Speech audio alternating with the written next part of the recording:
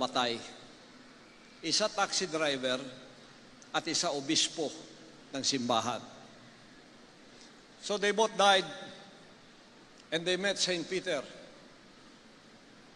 And then they were assigned homes in heaven.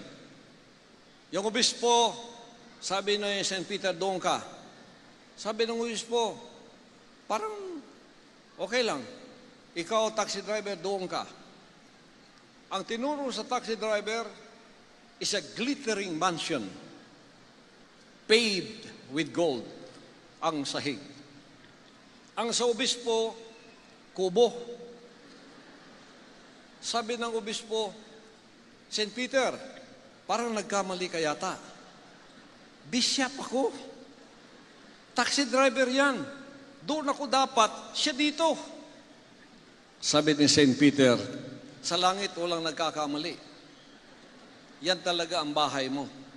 At yun talaga ang bahay niya. Hindi maintindihan ng obispo. Please explain why. Why?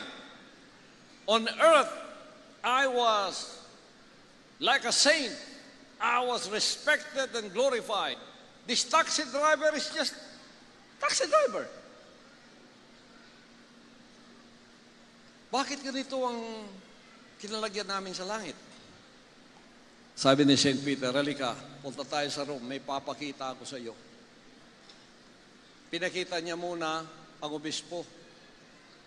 Habang nangangaral doon sa simbahan, nangangaral yung obispo, alam mo, matanda-tanda ng obispo, pagka bumasa siya, bago madugtungan ang isang sentence, ilang minuto pa.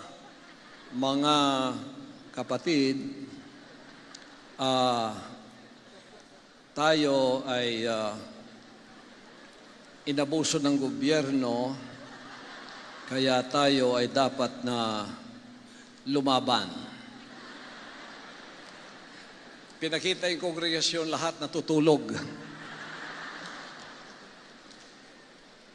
Okay, taxi driver naman, pinakita. Ito palang taxi driver na to, kaskasero. Kaskasero. Pag sumakay ka, may sumakay na babae, sabi niya, Lord God, mabubuhay pa sana ako.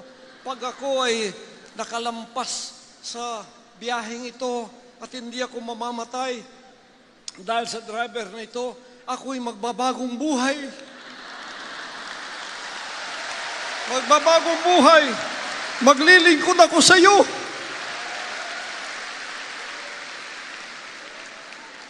Sabi niya, Bishop, ikaw nangaral, 1,000 pa tao, nung gumanon ka, wala nang naiwan. Wala kang na-convert. Walang naging matuwid. Lahat pa sila'y kumampi sa NPA. Naging mamamatay tao pa. Itong taxi driver, lahat ng sumakay, nagbagong buhay. Na-convert. Naglingkod sa akin.